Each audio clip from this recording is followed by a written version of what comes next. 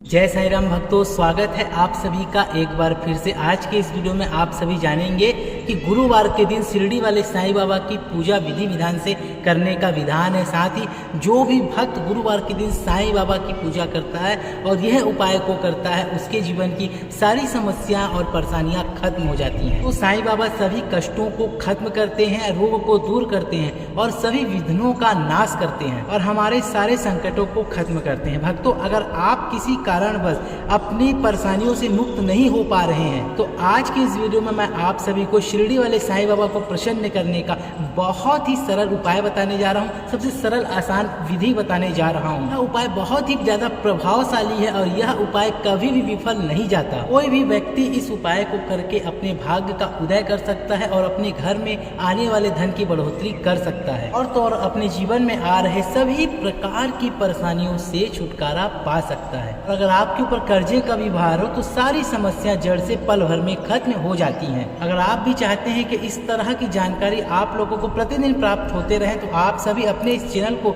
Subscribe करके notification bell को on जरूर करें। मित्रों, आप सभी इस वीडियो को पूरा जरूर देखना, बीच में बिल्कुल भी छोड़कर नहीं जाना, क्योंकि अधूरा ज्ञान हमेशा लाभदायक नहीं रहता। इसलिए आप सभी इस वीडियो को पूरा देखें, बीच में बिल्कुल भी ना छोड़ें। शिरडी वाले साईं बाबा को प्रसन्न करने के लिए सबसे पहले कौन सा उपाय किया जाए, आज मैं आप लोगों को चलो अब बताने जा रहा हूँ। पहला उपाय है, शिरडी वाले साईं बाबा को गुरुवार के दिन गुलाल और चंदन का टीका आप सभी जरूर लगाएं। कहते हैं बाबा जी को गुलाल और चंदन का टीका लगाने से सारी परेशानियां और विघ्न पल भर में खत्म हो जाते हैं और तो और सारी समस्याओं का समाधान हो जाता है। किसी भी प्रकार की आपको परेशानी हो, धन की परेशानी हो या कोई भी परेशानी हो, वो अगर आप सभी गुरुवार के दिन साईं बाबा को चंदन का तिलक और गुलाल लगाते हैं तो वो सब खत्म हो जाते हैं, क्योंकि साईं बाबा को कष्ट हरता मंगल करता कहा जाता है। दूसरा है, अगर हो सके आप सभी गुरुवार के दिन साईं बाबा के मंदिर जाकर शिरडी वाले साईं बाबा के चरण स्पर्श जरूर करें, साईं बाबा से प्रार्थना करें और साईं बाबा को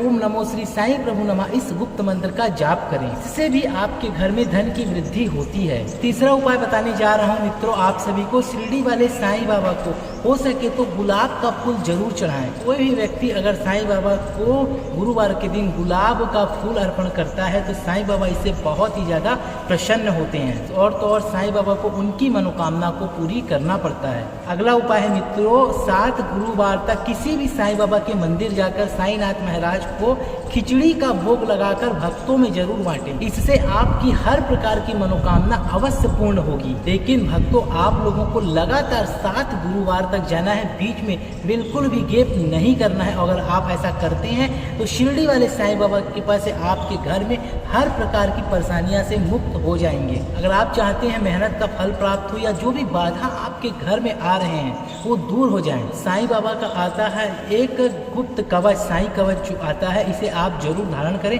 इसे धारण करने से भी आपके सारे संकट और कष्ट दूर हो जाएंगे।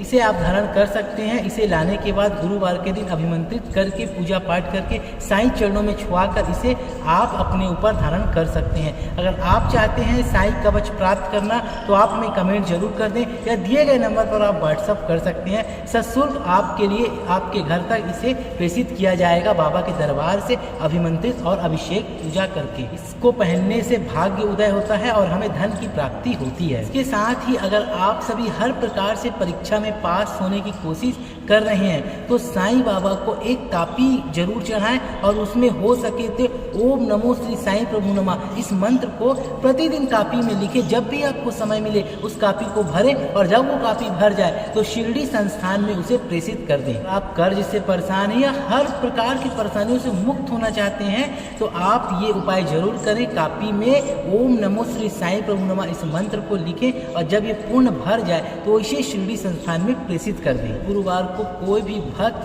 अगर किसी काले कुत्ते को या कोई भी कुत्ते को भोजन रोटी खिलाता है तो इससे भी उसकी हर मनोकामना पूर्ण होती है, क्योंकि साईं बाबा के दरबार पे सभी सामान्य हैं और साईं बाबा हर भक्तों का भला करते थे। आपने साईं सच्चित में सुना होगा, साईं लीला में देखा होगा कि कैसे बाबा गरीबों को, कुत्तों को, पशु पक्षी जानवरों को भोजन कराते थे। तो भक्तों, आप भी अपने भाग्य उदय करने के लिए हमने जो आपको उपाय वीडियो में बताए हैं उसे जरूर करें, आपका भाग्य उदय होगा और आपके कष्ट खत्म होंगे। आशा करते हैं आप लोगों को ये जानकारी अच्छी लगी होगी। भक्तों, अगर आपको इससे थोड़ा भी लाभ होता है तो आप अपनी राय कमेंट बॉक्स में नीचे जरूर दें। और आप सभी भी चाहते हैं इस चैनल से जुड़ना, इसके पर्सनल सदस्य बनना, तो आप सभी ज्वाइन जरूर करें। वीडियो अच्छी लगे तो इसे दोस्तों में शेयर करें। चैनल पे नए हैं तो चैनल को सब्सक्राइब करके नोटिफिकेशन बेल को ऑन जरूर करें। हम मिलेंगे अगली बार एक नई खास वीडियो के साथ, तब तक के लिए बहुत बहुत धन्यवाद। ओम साईं।